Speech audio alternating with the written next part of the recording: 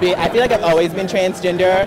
She's my trophy wife, that's what I call her. My godfather, he was a gay man. For me, it's just normal. I don't even think about it like that. I was actually kicked out of a few leagues, professional basketball settings. My boyfriend was murdered due to anti-gay and anti-trans feelings. But my dad, who I really didn't think was going to take it that hard, could not look me in the eyes, and he started crying. And he threw me out, and I lived on the street for 3 months, and I lived in my car. All I had heard growing up about being gay was that it was wrong, you're going to hell, you know, you're less than the other kids. We're living in very tumultuous times, and so much change is happening around us. And the one way that we can all be a part of that change is to change the world one person at a time. And we do that by coming out and by telling our stories. We are on the brink of something very powerful and transformative. The power of our stories is something that will never, ever go away. The best way to really work change is to talk simply about what it's like to be LGBT. The change that happens in our capitals, that change takes a long time. But what we feel and what we can touch is the change that happens when we educate other people. The most effective educational tool we've got is sharing our stories. Those conversations, actually, more than any argument about equality or fairness, will really move people. This has been studied scientifically over and over again. The best way to change people's minds on anything is with one-to-one conversations. One of the great things that we have available to us now is this amazing technology. A man came over to me, and he was crying.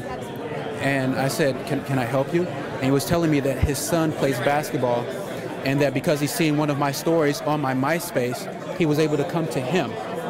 Face-to-face conversations carry with them a degree of risk that their families will reject them or their communities will reject them. Having the conversations is a hard thing. If you make a video or a podcast or simply a journal entry or a blog entry and then send that to close friends and family members. Some people will say, well, you know, most of my close friends or most of my family members are already supportive, and what I always say is you'll make them into greater advocates, and they'll talk to people who are close to them, and you'll spread out that way. And gosh knows we need LGBT stories to be told, because it's amazing how those stories affect people. The goal that we all seek, it is a political one. We want full queer equality.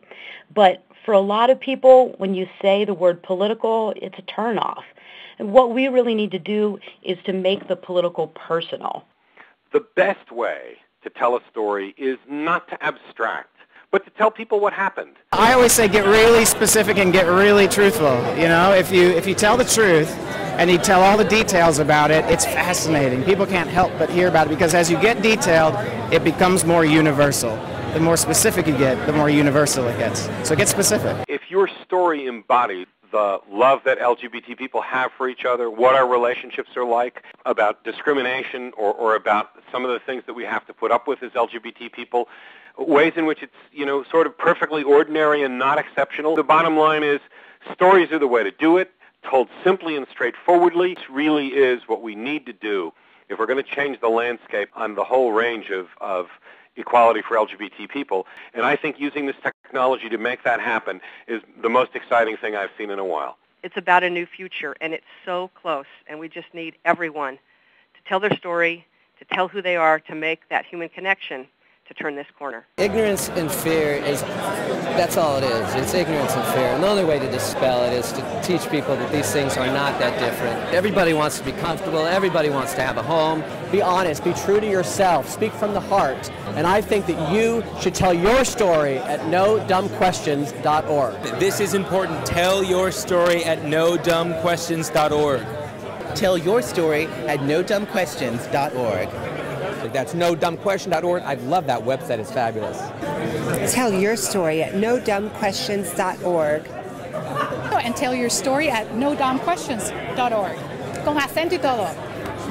Tell your story at nodumbquestions.org.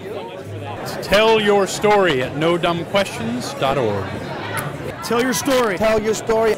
Tell your story At nodumbquestions.org. And tell your friends to do it as well. Tell your story at nodumbquestions.org. Put it on Facebook. Put it everywhere. Twitter about it. Do whatever you can. Thank you. And you should go to tellyourstory at nodumbquestions.org. You should. We want to hear about you guys.